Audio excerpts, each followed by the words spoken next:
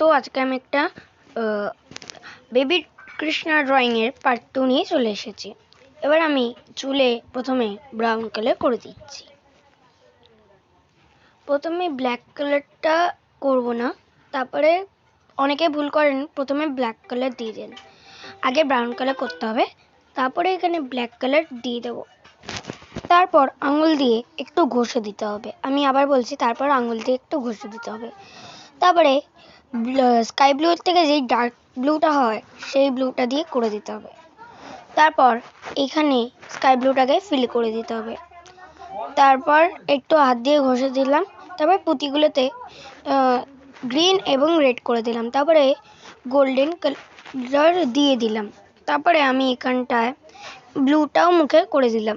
তারপরে এখানে একটু ওটাও ঘষে নিতে হবে। তারপরে ইয়েলো অকারটা নিচে দিয়ে দেবো। তারপরে লেমন ইয়েলো না, এটা মনে রাখবেন, তার থেকে একটু ডার্ক শেডের যেটা হয় ওইটা। তারপরে সব কটা ঘষে নিয়ে নাক মুখ চোখ কালার করে নিতে হবে। তারপরে ওপরের চুলটাকে একটু আগে ব্রাউন দিয়ে নিতে হবে। এটা পুরোটা ব্রাউন করতে হবে না।